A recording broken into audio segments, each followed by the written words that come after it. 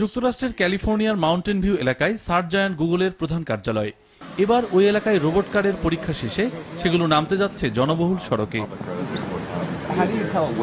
গুগলের তৈরি রোবট কারগুলোতে থাকছে ভিডিও ক্যামেরা, যা চলমান অবস্থায় সড়কের আশপাশে থাকা বস্তুগুলোর ছবি তুলতে পারবে।